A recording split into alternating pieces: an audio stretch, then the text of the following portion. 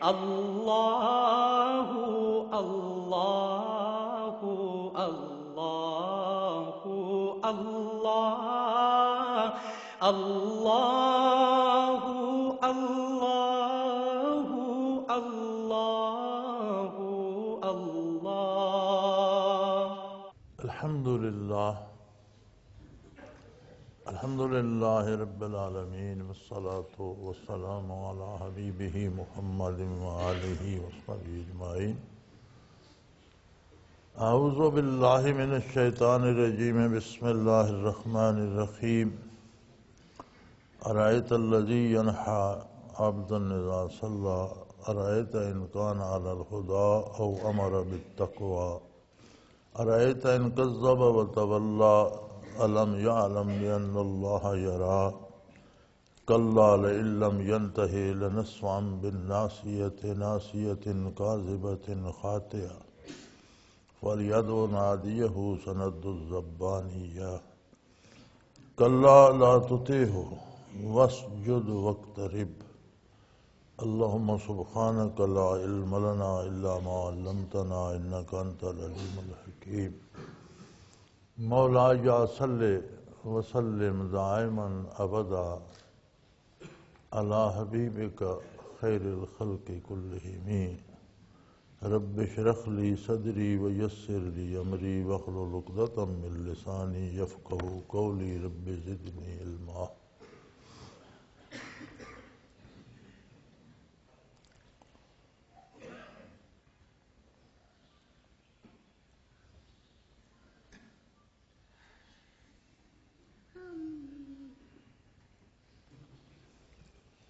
30ویں پارے میں سورہ علق کی آخری آیات تلاوت کرنے کا شرف حاصل کیا ہے۔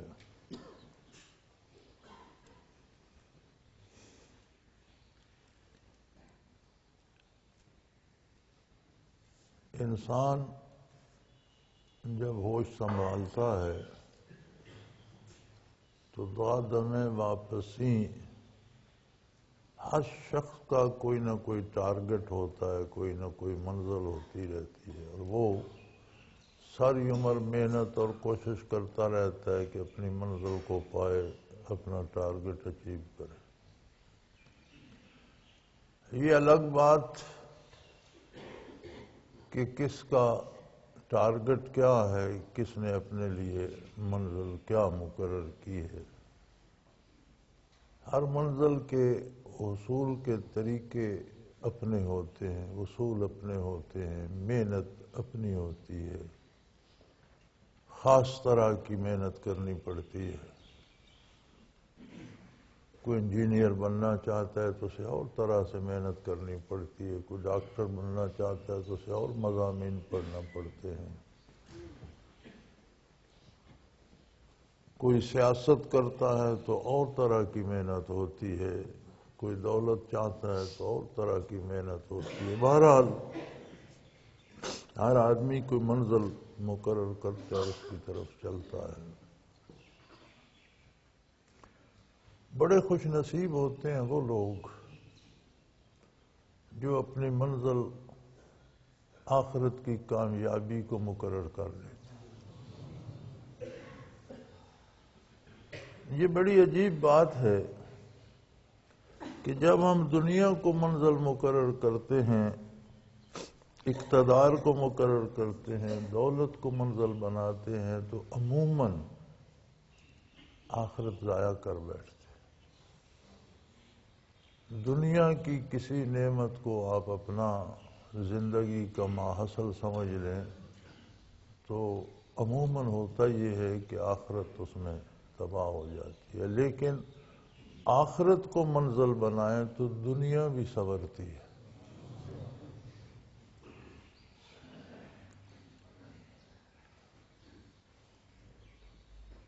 آخرت کی منازل میں، عقبہ کے حالات میں، قیامت کے میدان میں، اللہ کی بارگاہ میں سب سے اعلیٰ خوش نصیب وہ لوگ ہیں جو قرب الہی کو اپنی منزل بناتے ہیں۔ جن کی ساری کوشش اللہ کریم کی رضا اور اس کے قرب کو پانا ہوتا ہے۔ اب اس کے لیے اللہ کریم نے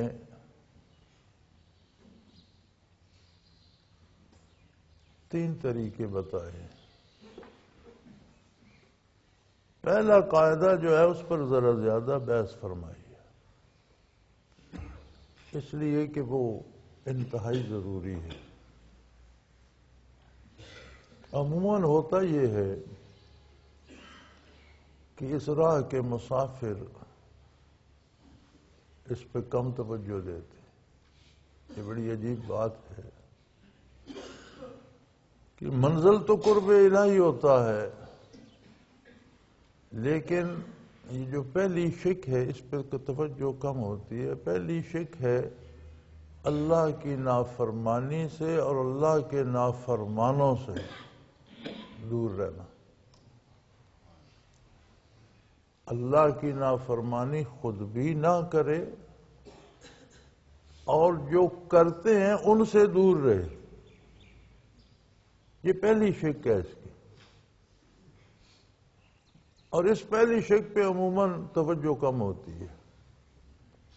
گزارا کرنا ہے جی، یہیں رہنا ہے، اس طرح کے بہانے کر کے تو ہم احتیاط کم کرتے ہیں۔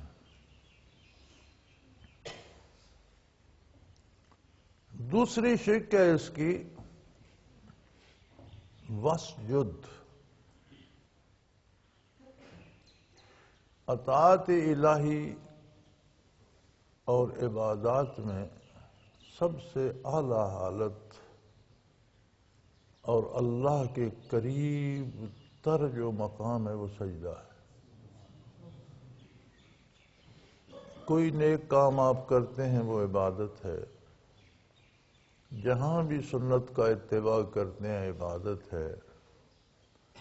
پھر جب آپ نماز کے لیے دنیا سے الگ ہو کر کھڑے ہو جاتے ہیں، اللہ کی عبادت کرتے ہیں، خلوص سے کرتے ہیں، صدق کے دل سے کرتے ہیں، لیکن قیام سے رکوع زیادہ ہے، افضل ہے، پھر افضل سے سجود، سجدے کی وہ حالت ہے کہ جتنا قریب تر بندہ اللہ پاک کے ہو سکتا ہے وہ سجدے میں ہوتا ہے۔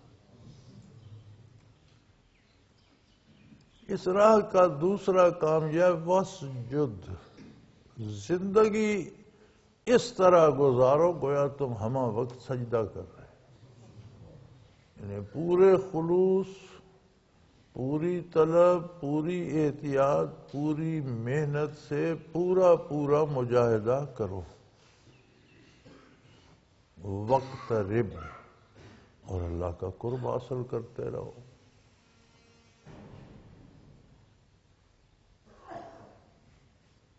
کتنا قرب حاصل کریں اس کی کوئی انتہا نہیں۔ کوئی کہیں ایسا مقام نہیں آتا کہ یہاں بس اللہ کریم یہاں جلوہ افروز ہیں اور آگے کچھ نہیں، ایسا مقام نہیں۔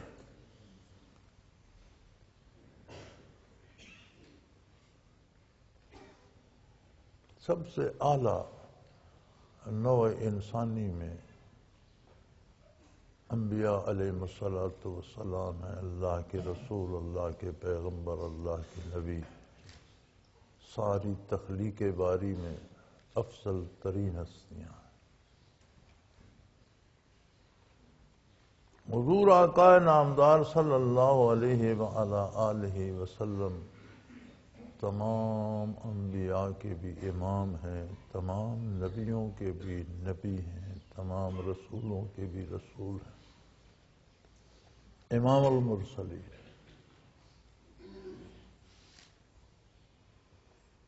آپ کے منازل و مدارج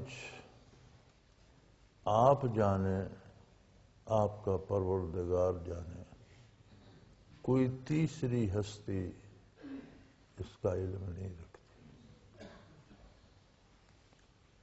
علم کی حد ہوتی ہے جہاں تک آپ کی رسائی ہو، جو چیز آپ کے ادراک ہی سے بالا ہو اس کا علم آپ کو کیسے ہو؟ ادراک کی بھی لمٹ ہوتی ہے، حد ہوتی ہے۔ اب چونکہ آپ انبیاء علیہ الصلوۃ والسلام کے بھی امام اور نبی اور رسول ہیں،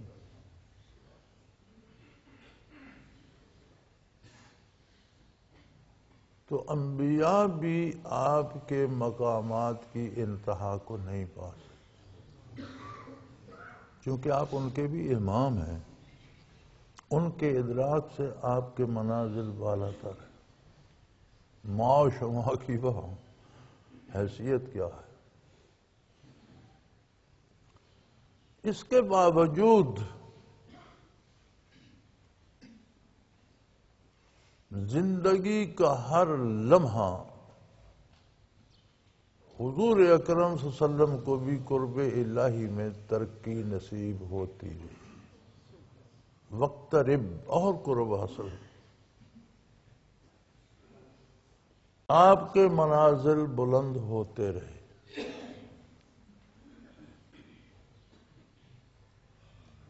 حضور نے دنیا سے پردہ فرمایا، برزخ میں جلوہ افروز ہوئے۔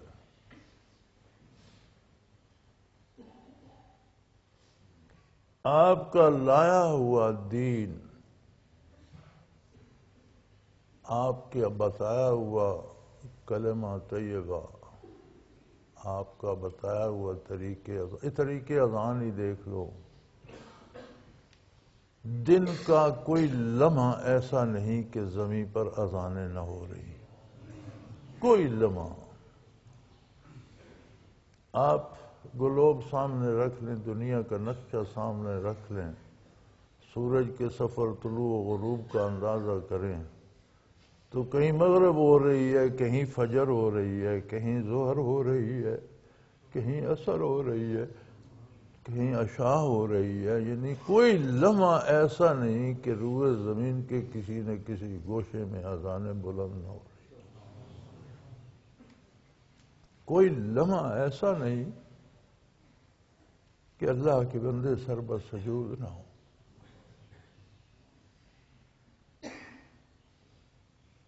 یہ سارا کس کے طفیل نصیب ہوا کائنات کو؟ حضور اکرم صلی اللہ علیہ وسلم۔ تو جتنی نیکی کردار میں، افکار میں، ایمانیات میں، اخلاقیات میں جتنی بھلائی ہوتی ہے، یہ ساری تعلیمات محمد الرسول اللہ۔ تو بعثت عالی سے لے کر قیامت تک جہاں بھی کوئی بندہ خلوص سے نیکی کرتا ہے، جتنا اجر اس کا ہے اس سے زیادہ اجر محمد الرسول اللہ۔ تو کوئی اندازہ کر سکتا ہے کہ کتنی عبادت ہوتی ہے؟ اس کا مطلب ہے کتنی ترقی ہوتی ہے نبی کریم صلی اللہ علیہ وسلم کی، برزخ میں بھی اندازہ کو کر سکتا ہے؟ وہ جانے اور اس کا رسول جانے۔ اللہ و رسولہ اعلم۔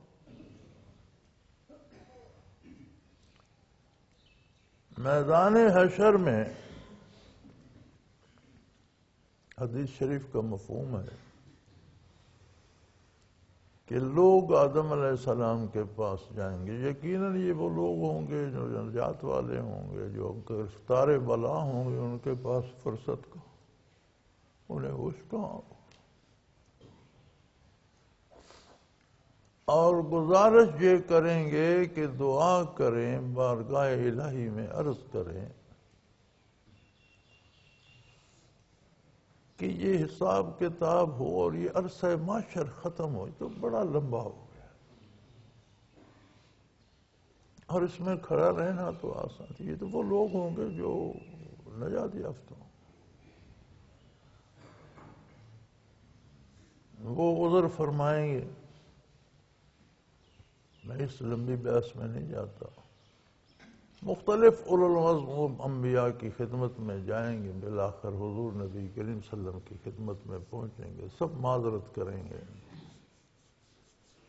حضور صلی اللہ علیہ وسلم کا ارشاد ہے کہ میں سجدہ کروں گا اور مجھے وہ کلمات تعلیم کیے جائیں گے جو میں پہلے نہیں جانتا. تو یہ نئے کلمات کی تعلیم سجدے کی حالت میں میدان حشر میں کیا ترقی ہو رہی ہے؟ گویا عرصہ محشر میں بھی آپ کی منازل، آپ کے مقامات میں ترقی ہو رہی ہے. تو وہ کلمات ادا کر کے حضور فرماتے ہیں میں دعا کروں گا تو حساب کتاب شروع ہوگا. اور جنت میں تو ہر لمحہ ہر نعمت میں ترقی ہوگی. تو گویا راہ سلوک میں کوئی منزل آخری منزل نہیں ہے. صوفی اور سالک تو یہاں کا سنگریزہ ہے. صوفی اور سالک کی یہاں حیثیت کیا ہے؟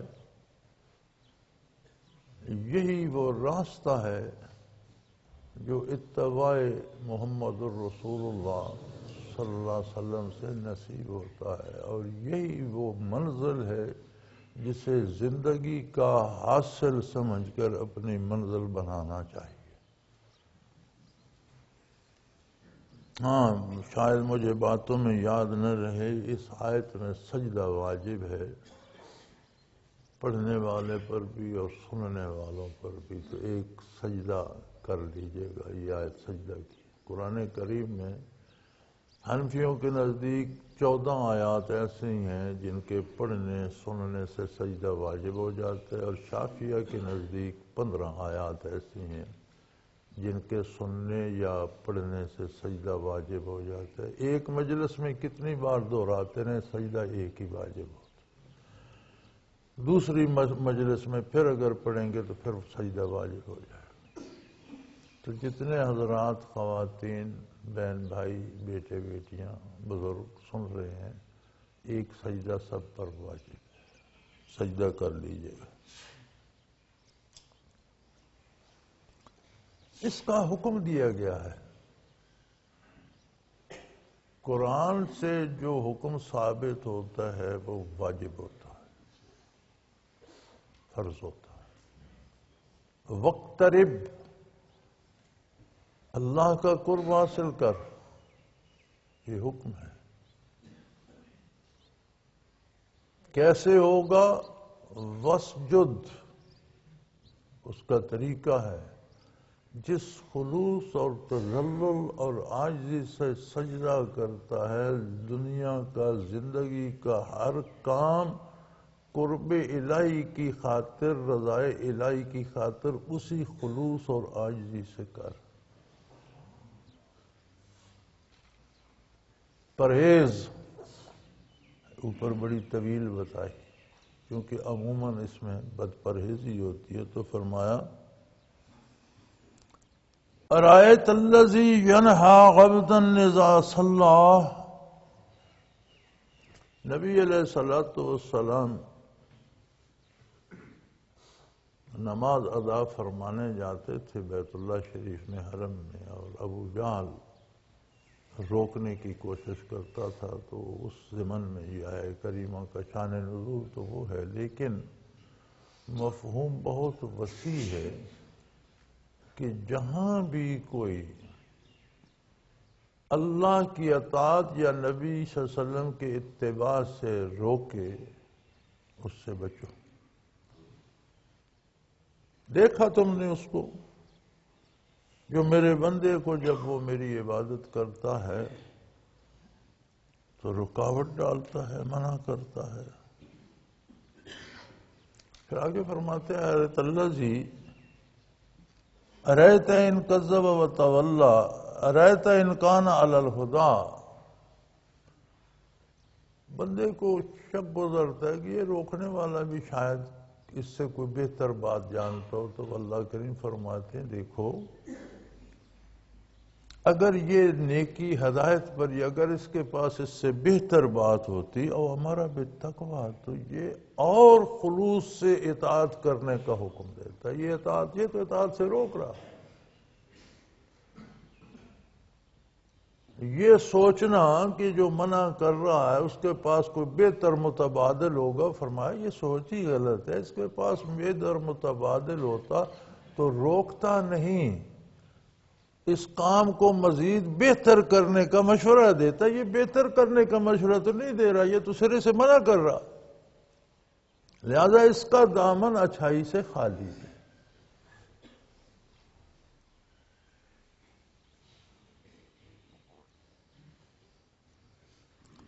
ارایت الذی ان کذب وتولی، تو دیکھ لو جب یہ انکار کرتا ہے اور اللہ کی راہ سے روگردانی کرتا ہے. الم یعلم بان اللہ یری، یہ اس بات سے غافل ہو چکا ہے کہ اللہ دیکھ رہے. اسے حضور حق کا یقین نہیں رہا. بندہ نیکی سے کیوں روکتا ہے یا برائی کیوں کرتا ہے؟ جب اسے حضور حق کا اعتماد نہیں رہتا. ہم اپنا اندازہ کر لیں. اللہ ہمیں معاف کرے، ہم سے بھی بہت گناہ ہو جاتے ہیں. لیکن ایک بات سوچیں، آپ میرے بارے نہ سوچیں، میں آپ کے بارے نہ سوچوں، ہر شخص اپنے بارے جس کا وہ ذمہ دار ہے سوچے. جب ہم کوئی گناہ کرتے ہیں کیا ہمیں حضور حق کا خیال ہوتا ہے؟ نہیں آتا. جب بھی ہم کوئی غلط کام کرتے ہیں تو کوئی بندہ دیکھ رہا ہو تو ہم نہیں کرتے. اگر ہمیں یہ یقین ہو کہ اللہ دیکھ رہا ہے تو ہم کیسے کر سکتے؟ تو گناہ کی وجہ، بنیاد، اساس بتائی اللہ نے کہ جب تم میرے حضور سے، میرے مشاہدے سے، میرے حاضر و ناظر ہونے سے، میرے وہاں موجود ہونے سے اس بات سے غافل ہو جاتے ہو کہ جو تم کر رہے ہو میرے روبرو کر رہے ہو، پھر گناہ ہوتا. پھر اس کا علاج یہی ہوا نا کہ حضور حق میں ہر وقت رہو، اللہ کو یاد کرتے رہو، عظمت الہی کا ادراک ہوتا رہے، اس کا ذکر ہوتا رہے، اس کی بات ہوتی. ارایت ان کذب وتولی، مخاطب تو نے دیکھا جب وہ انکار کرتا ہے یا روگردانی کرتا ہے. الم یعلم بان اللہ یری، اسے یہ خبر نہیں ہوتی کہ اللہ دیکھ رہا. اگر یہ خبر ہوتی تو برائی نہ کرتا، نیکی سے نہ روکتا. لیکن ایک بات یاد رکھو، دنیا دار عمل ہے. ایک حد تک ہر شخص کو اجازت ہے کام کرنے کی. بعض کام جب حد سے بڑھتے ہیں تو عذاب نازل ہو جاتا ہے، جیسا ان پر بھی ہوا، جیسا ابو جہل بھی ذلیل ہوا. 2 بچوں کے ہاتھوں میدان بدر میں رسوا ہوا، ذلیل ہوا، قتل ہوا، قلیب بدر میں ڈالا. کلا لئن لم ینتہی، یہ دیکھ لو اگر ایسے لوگ باز نہ آئے، اچھائی سے روکنے والا، نیکی سے منع کرنے والا، بھلائی میں رکاوٹ ڈالنے والا اگر اپنے کرتوتوں سے باز نہ آیا، لنسفعا بالناصیہ، تو ہم اسے بہت ذلت کے ساتھ گرفتار کریں گے. فرمایا چوٹی سے پکڑا جائے گا، جیسے کسی کو سر کے بالوں سے پکڑ کر گھسیٹا جائے. اس کا مطلب مفہوم یہ ہے کہ نہایت ذلت آمیز طریقے میں گرفتار ہوگا، ذلیل بھی ہوگا اور گرفتار بھی ہوگا. ناصیۃ کاذبۃ خاطئہ، ایسی پیشانی جو اس جھوٹا بھی ہے، خطا کار بھی ہے. تو اس کی پیشانی کو، اس کو پیشانی سے یعنی ذلیل کر کے گرفتار کیا جائے گا. فَلْيَدْعُ نَادِيَهُ، پھر اپنے حمایتیوں کو بلا لے، ہمت کرے، پھر اللہ کے مقابلے میں انہیں بلائے جو دنیا میں اس کے مشیر تھے، جو اسے برائی پر اکساتے تھے، جو اسے گناہ کی طرف لے کے جاتے تھے، انہیں بلائے۔ سند الزبانیہ، ہم بھی دوزخ کے موکلوں کو حکم دیں گے کہ اسے گرفتار کر، پھر اپنے حمایتیوں کو بلا لے۔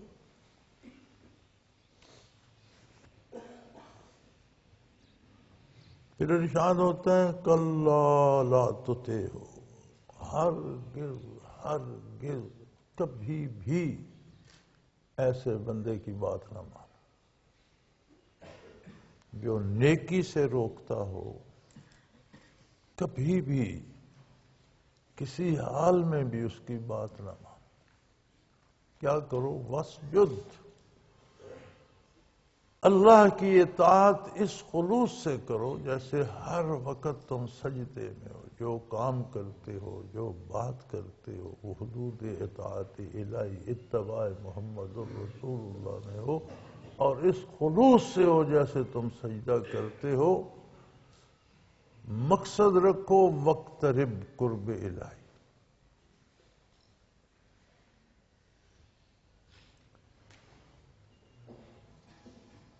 یہ اصل مقصد ہے۔ آخرت اللہ کی رحمت ہے، اللہ کا انعام ہے۔ اللہ کریم کا ارشاد ہے، جنت کی نعمتیں بیان کر کے قرآن کریم میں فرماتے ہیں وَفِي ذَلِكَ فَلْيُتَنَافَسِ الْمُتَنَافِسُونَ، انسان اگر لالچ ہی کرنا ہے تو ان نعمتوں کا کر۔ اگر تو بغیر لالچ کے اب کوئی کام نہیں کرتا تو جو لالچ کرتے ہیں انہیں بھی ان ابدی نعمتوں کا لالچ کرنا چاہیے، لیکن یہ نعمتیں مقصد نہیں، مقصد قرب الہی ہے، یہ اس کا اضافی فائدہ ہے۔ قرب الہی نصیب ہوگا تو یہ از خود ساتھ نصیب ہوگا۔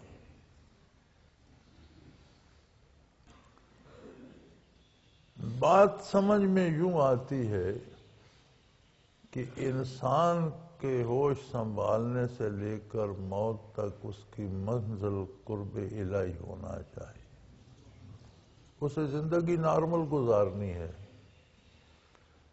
جیسی نبی کریم صلی اللہ علیہ وسلم نے بسر فرمائی۔ اسے رشتے بھی پالنے ہیں، اسے شادیاں بھی کرنی ہیں، اسے اولاد بھی پالنی ہے، اسے کاروبار بھی کرنا ہے، اسے دوستوں دشمنوں کے ساتھ نبھانی بھی ہے، اسے خاندان بھی پالنا ہے، اسے قوم ملک بین الاقوامی طور پر اپنا حصہ ادا کر، سارے کام زندگی کے کرنے ہیں، لیکن ہر کام برائی اور برے لوگوں سے بچ کر اللہ اللہ کے رسول کے دائرے اطاعت میں اور پورے خلوص سے کرنا، اور منزل ہوگی اس کی قرب الہی۔ ہمارے پاس اس دار فانی کی، اس فانی زندگی میں قرب الہی کے مشاہد یا دلائل ذوقی ہیں۔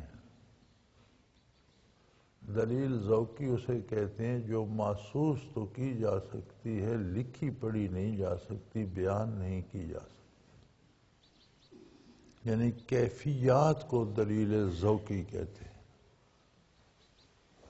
قرب الہی کے دلائل ذوقی ہیں، آپ محسوس کر سکتے ہیں، آپ فیل کر سکتے ہیں، وہ لکھ پڑھ نہیں سکتے، کیفیات ہیں۔ اور یہ سارا راہ سلوک جو ہے یہ اتباع رسالت مآب صلی اللہ علیہ وسلم میں دلائل ذوقی ہیں قرب الہی کے۔ ایک لطیفہ بندہ کرتا ہے، یہ بھی قرب الہی کا راستہ ہے، دو نصیب ہو جاتے ہیں تو ترقی ہو گئی، وقترب اور قریب ہو گیا، 3 4 5 ہو جاتے ہیں، 7 ہو جاتے ہیں اور قرب نصیب ہو گیا۔ بعض سلاسل میں 9 ہیں، بعض میں 11 لطائف بھی کراتے ہیں، ہمارے ہاں 7 لطائف۔ مراقبہ احدیت رابطہ نصیب ہو گیا، مراقبات نصیب ہو گئے، مراقبات 3 اور اس سے اور آگے چلا گیا، قرب الہی کی دلیل ہے، اور آگے نصیب ہو گئے، فنا بقا تک چلا گیا تو ایک حد تک ابجد تو طے کر ہی گیا۔ اسی طرح آگے بڑھتا گیا، سالک المجذوبی تک گیا یا منازل بالا تک گیا، جہاں تک گیا یہ سارے منازل یکے بعد دیگرے قرب الہی پر دلالت کرتے ہیں کہ وہ اپنے راستے پر صحیح جا رہا ہے، وہ منازل کو پا رہا ہے، اور یہ منازل ختم ہونے میں نہیں آتی۔ بہت جگہ میں نے پڑھا، بے شمار حضرات کے ارشادات پڑھے، فلاں نے فلاں جگہ سے سلوک مکمل کر لیا، اس کا مطلب یہ ہے کہ انہیں اتنا ہی پتہ تھا، اس سے آگے وہ جانتے نہیں تھے، یہ ختم نہیں ہوتا۔ یہ نہ اس دنیا میں ختم ہوتا ہے اور نہ آخرت میں ختم ہوگا، یہ ترقی قرب الہی بڑھتی رہے گی، درجات بڑھتے رہیں گے، کبھی کہیں کوئی ایسی جگہ نہیں آئے گی کہ یہاں تو اللہ کریم بیٹھے ہیں اور بس اب آگے کچھ نہیں، ایسا نہیں ہوگا۔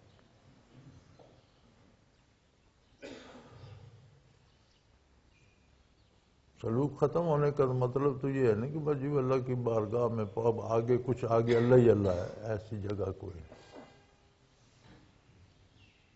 ہوتا یہ ہے کہ ہمیں سب سے پہلے تو یہ بدکار اور نیکی سے روکنے والے لوگوں کی دوستی، ان کی مجلسیں، ان سے ہمارے تعلقات ہمیں اس طرف آنے ہی نہیں دیتے، ہمیں اس طرف لے جاتے ہیں، یہ کرو اتنے پیسے ملیں گے، یہ کرو یہ عہدہ مل جائے گا، یہ کرو بڑی شہرت ہوگی، یہ کرو یہ کرو، ادھر لگائے رکھتے ہیں، نہ خود آتے ہیں نہ دوسرے کو آنے دیتے۔ تو بڑی سختی سے منع فرمایا، کلا ہرگز لا تطیعوا، ایسے بندے کی بات نہ مانو۔ اب یہ سب سے مشکل کام ہے۔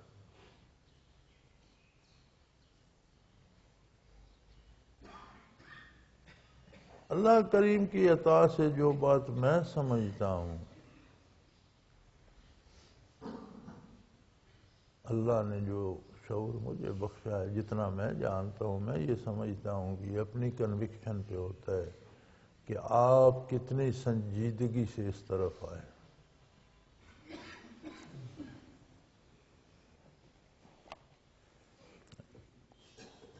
ہمارا سارا خاندانی نظام،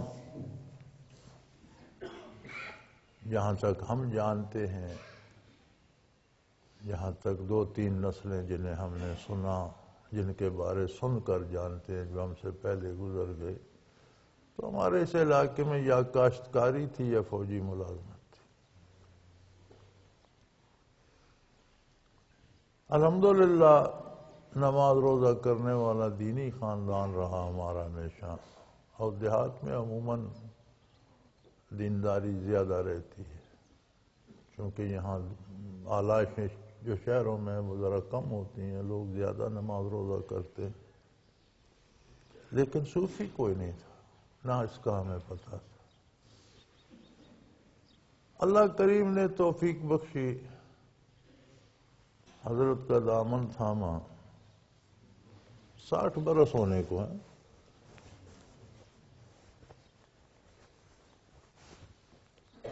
نصف صدی سے زیادہ عرصہ بیت چکا ہے۔ خاندان میں کوئی دوسرا صوفی نہیں ہے، لیکن مجھے آج تک کسی نے نہیں کہا کہ یہ کیوں کر رہے ہو۔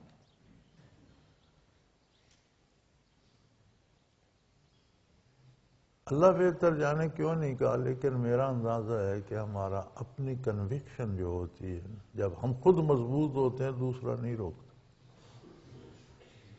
ہم جب خود کمزور ہوتے ہیں نا تو دوسرا بھی مشورے دیتا ہے کہ یار یہ کیا کر رہے ہو، اس میں کیوں وقت ضائع کر رہے ہو۔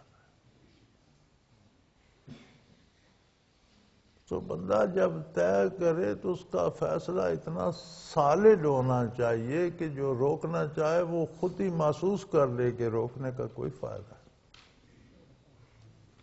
یہ کیفیات ہوتی ہیں جو دلوں سے دلوں کو چلتی ہیں، ان میں الفاظ نہیں ہوتے، زبان کام نہیں کرتی، لیکن جب آپ نے زندگی میں مختلف لوگ دیکھے ہوں گے، بعض دفعہ کسی چیز سے آپ روکنا چاہیں تو دل نہیں کرتا اس روکنے کو کہ اس بندے کو چھوڑ دو، روکنے کا فائدہ نہیں۔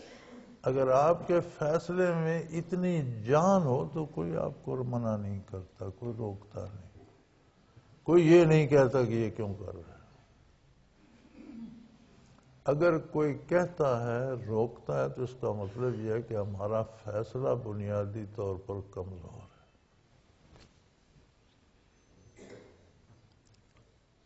دوسری بات یہ ہوتی ہے کہ جب یہ فیصلہ کمزور ہوتا ہے تو ہم اس راہ کی عجائبات کا شوق تو رکھتے ہیں، اس طرف توجہ کم ہو جاتی۔ ایسے لوگ بھی اب بھی ہیں جنہوں نے لطائف تو حضرت رحمۃ اللہ علیہ سے سیکھے،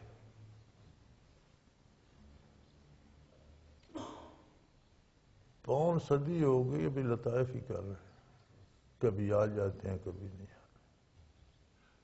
کیوں ساری زندگی انہیں یہ خیال نہیں آیا کہ آگے بھی چلیں؟ حالانکہ یہ واجب ہے، وقترب حکم دیا گیا ہے کہ قرب حاصل کرو۔ اس میں یہ نہیں ہوتا کہ فلاں کے مراقبات ہو گئے تو اس سے ہمیں حسد ہو جائے، نہیں، رشک ہوتا ہے کہ فلاں کو ہو گئے مجھے بھی اللہ کرے، مجھے کیوں نہیں ہو رہے۔ اپنی بندہ اصلاح کرتا ہے، اپنی محنت کرتا ہے۔ میں نے الحمدللہ سالوں کے حساب سے لطائف کی حضرت کی خدمت میں، مجھے صحیح یاد نہیں، حضرت فرمایا کرتے تھے کہ اس نے 3 سال لطائف کی۔ میرے سامنے ایسے لوگ آتے تھے، ایسے بھی آئے جو 1 ہفتہ ٹھہرے، لطائف بھی کیے، مراقبات بھی کیے، فنا بقا تک مراقبات کیے، فنا پھر رسول ہوئے، روحانی بیعت نصیب، 1 ہفتے میں سارا کچھ کر کے چلے۔ ہم پھر لطائف، تو رشک ہوتا تھا کہ اللہ ہمیں بھی نصیب کرے۔ کوئی دکھ نہیں ہوتا تھا، خوشی ہوتی تھی کہ چلو انہیں۔ ہمارے ساتھ ایک بزرگ ہوتے تھے بابا دوست محمد، سادہ سے آدمی تھے، بیچارے ضعیف تھے، ان پڑھ تھے۔ ہم اکٹھے لطائف کیا کرتے تھے، انہیں بھی مراقبات فنا بقا تک ہو گئے، بہت اچھے مشاہدات ہو گئے۔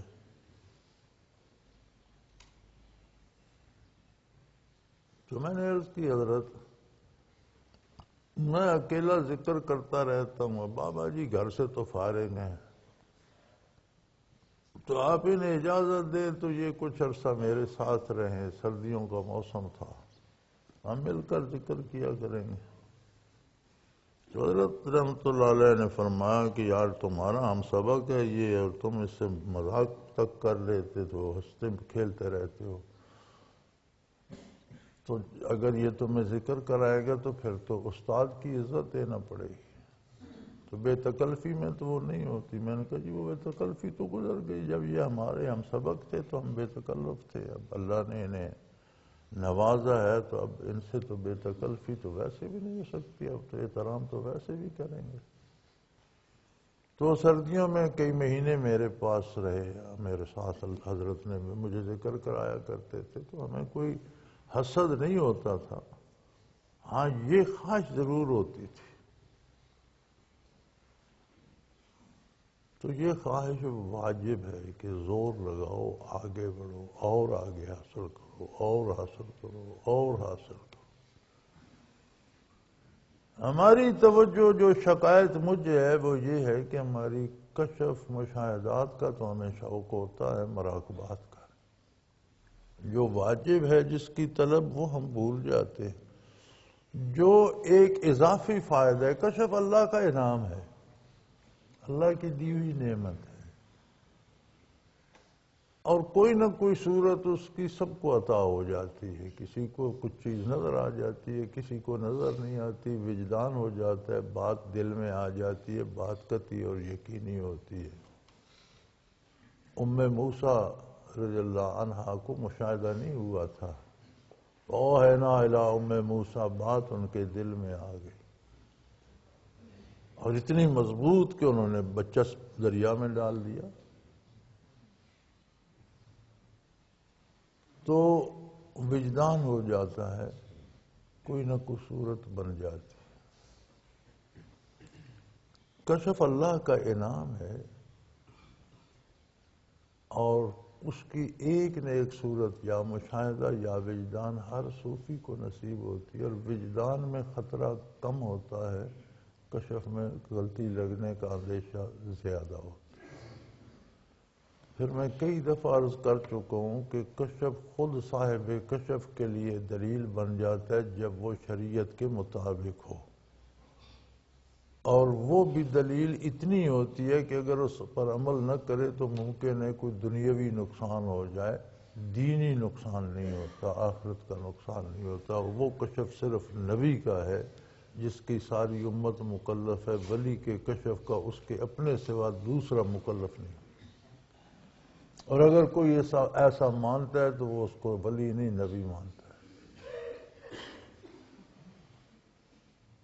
توجہ اس بات پہ ہونی چاہیے کہ یہ قرب الہی کی جو شواہد ہیں، جو دلائل ذوقی ہیں، جو اس کی منازل ہیں، یہ مجھے نصیب ہونے چاہیے، جس کی توجہ دوستوں کی کم ہے۔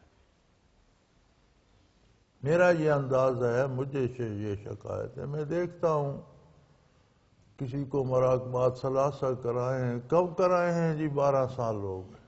یار 12 سال سے مراقبات ثلاثہ پہ بیٹھے ہو، تمہیں خیال نہیں آیا کہ میں کچھ اور بھی حاصل کروں؟ کہاں کھو گئے؟ وہ جدھر سے اللہ نے منع کیا تھا ان لوگوں کی محفل میں، ان کی مجلس میں، ان کی باتوں میں آ۔ کسی کو فنا فی الرسول ہوا، روحانی بیعت بھی ہوئی، پھر برسوں بیت گئے۔ کوئی فنا بقا پہ، کوئی سالک اور مجذوبی پہ، تو جہاں جس کو میں دیکھتا ہوں وہ بڑا مزے سے بیٹھے، اللہ اللہ خیر صلی اللہ، یار یہ تو کوئی بات نہیں۔ وقترب، حکم اللہ کا قرب حاصل کرو، زندگی کا ہر لمحہ اس پہ لگاؤ کہ کچھ اور ہو جائے، کچھ اور ہو جائے۔ حضور اکرم صلی اللہ علیہ وسلم کا ارشاد ہے، جنت میں جنتیوں کو کوئی حسرت نہیں ہوگی، ایک ہوگی کہ کچھ اور آگے کر لیا۔ یہ حسرت جنت میں بھی، کہ جس منزل پہ موت آئی ہے اس سے تو کچھ آگے میں اور نکل گیا ہوتا، کچھ اور حاصل کر لیا، کیونکہ یہ لمحے لمحے میں جہان بدل جائیں گے۔ جو ایک منزل پہ ہوگا اس سے چند لمحے جو آگے ہوگا اس کا جہان الگ ہوگا، اس کا جہان ہی الگ ہوگا، اور نہ ختم ہونے والی زندگی۔ اور پھر یہ جستجو تو واجب ہے، وقترب، قرب حاصل کرو، زیادہ سے زیادہ۔ تو میرے بھائیوں، اپنی ساری محنت اس بات پہ لگاؤ کہ زیادہ سے زیادہ مراقبات، زیادہ سے زیادہ یہ دلائل ذوقی ہیں، مراقبات قرب الہی کے دلائل ذوقی ہیں، اور تمام نفل عبادتوں میں افضل ترین مراقبات کا درجہ ہے۔ جتنی نفل عبادت ہوتی ہے، خواہ ہم نفل نمازیں پڑھتے ہیں یا نفل نیکیاں کرتے ہیں، فرض تو فرض ہے، اس سے تو چھٹکارا ممکن نہیں، اس کے علاوہ جو نیک کام کیا جاتا ہے سارا نفل۔ نفل کا معنی ہے فائدہ، زائد فائدہ جو ہوتا ہے، اصل سے جو زیادہ فائدہ آتا ہے، منافع آتا ہے، نفل کا معنی منافع ہے۔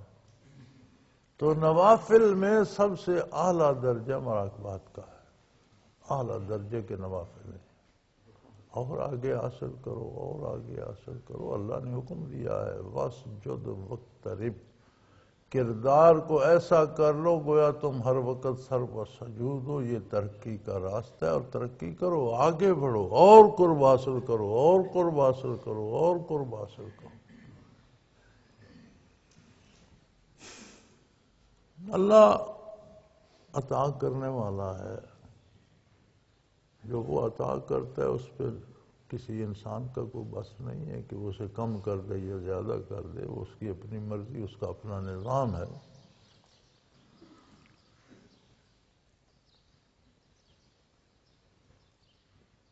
چلو، میرا خیال تھا آپ کو ایک واقعہ سناتا، پر رہنے دو، پھر بات ادھر نکل جائے گی.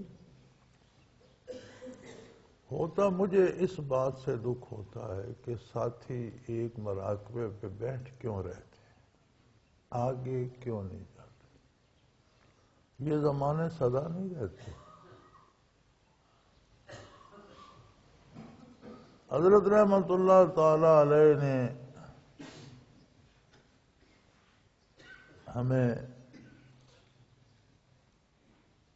ہمیشہ یہ فرمایا کرتے تھے، آگے بڑھو، کہاں تک جا سکتے ہو. یار کوئی نہیں کہتا. متعین منازل تک مراقبے کرائے جاتے ہیں، اور آج بھی انہی کی برکات چل رہی ہیں، اور یہ نعرہ گونج. اللہ کرے ہمیشہ رہے، لیکن یہ چیزیں ہمیشہ نہیں رہتی. باتیں محدود ہو جاتی، زمانے بیت جاتے ہیں، چیزوں میں، واقعات میں، کیفیات میں کمی آنے لگ جائے. تو بہرحال وقت ہے، کوشش کریں بروں سے، برائی سے اجتناب، نیکی عبادات میں استقامت، اور ترقی درجات کی طرف پوری توجہ. اللہ کریم آپ کو توفیق بھی دے، درجات میں ترقی بھی دے، اور قبول بھی فرمائے. وآخر دعوانا ان الحمد للہ رب العالمین. الحمد للہ رب العالمین، والصلاة والسلام علی حبیبہ محمد وعلی.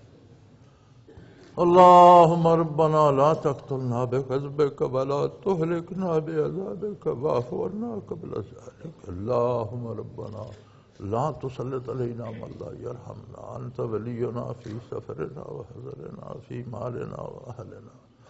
أنت ولينا في الدنيا والآخرة. توفنا مسلمين وألحقنا بالصالحين.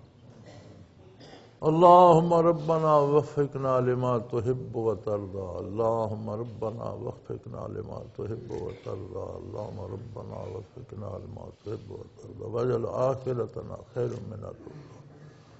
اللهم ربنا سهل لنا أمورنا كلها في ديننا ودنيانا. رب يسر، رب يسر، رب يسر، رب يسر، رب يسر ولا تؤسر وتمم بالخير. اللهم ربنا آتنا في الدنيا حسنة وفي الآخرة حسنة وقنا عذاب النار. اللهم ربنا نور قلوبنا بنور المعرفة والإيمان. اللهم ارزقنا اتباع حبيبك صلى الله عليه وسلم واتباع الخلفاء الراشدين المهديين. اللهم ربنا ظلمنا أنفسنا وإن لم تغفر لنا وترحمنا لنكونن من الخاسرين. اللهم صل وسلم دائما ابدا على حبيبك خير الخلق كلهم وصلى الله تعالى على حبيبه محمد رحمتك يا اللہ اللہ اللہ اللہ اللہ اللہ اللہ اللہ. حضرت امیر محمد اکرم آوان مد ذلہ العالی دارالعرفان منارہ ضلع چکوال میں سالہ سال سے قرآن و حدیث کے اوپر خطابات کر رہے ہیں، اور سلسلہ نقشبندیہ اویسیہ کے مطابق لوگوں کو ذکر الہی کی تربیت دے رہے ہیں. وہ قرآن پاک کی تفسیر، ترتیب وار بیان کر رہے ہیں۔ تفسیر قرآن کو وہ موجودہ ملکی اور بین الاقوامی حالات کے مطابق بیان کرتے ہیں۔ موٹر وے سے کلر کہار کے انٹرچینج سے نکلتے ہوئے کلر کہار کی جھیل سے ہوتے ہوئے میانی، بوچھال اور نور پور سے گزرتے ہوئے دارالعرفان منارہ پہنچ سکتے ہیں۔ حضرت امیر محمد اکرم آوان نے بچیوں اور بچوں کی دینی اور دنیاوی تعلیم کے لیے سقارہ اکیڈمی کے نام سے ایک درسگاہ بھی قائم کی ہے، جس کا افتتاح ملک پاکستان کے صدر جنرل محمد ضیاء الحق نے اپنے دست مبارک سے کیا تھا۔ وہ تمام احباب جو اسلام کی طلب رکھتے ہیں ان سے گزارش ہے کہ دارالعرفان منارہ ضلع چکوال میں امیر محمد اکرم آوان صاحب کے خطابات سے مستفید ہوں۔ وہ ہر جمعے کو نماز سے پہلے بیان فرماتے ہیں۔ ہر ماہ کی پہلی اتوار کو ماہانہ اجتماع ہوتا ہے جس میں آپ خصوصی خطاب فرماتے ہیں اور پاکستان کے چاروں صوبوں سے احباب اس اجتماع میں شرکت کرتے ہیں۔ اس کے علاوہ یہاں سال میں 2 مرکزی اجتماعات بھی ہوتے ہیں، ایک رمضان المبارک میں اعتکاف کا اجتماع اور دوسرا جولائی اور اگست میں 40 دن کا اجتماع ہوتا ہے جس میں روحانی تربیت کی جاتی ہے۔ اپنا خون سیماب دے کر اتنا ہم کر جائیں گے، نام آقا کا چمن میں پھر رقم کر جائیں گے۔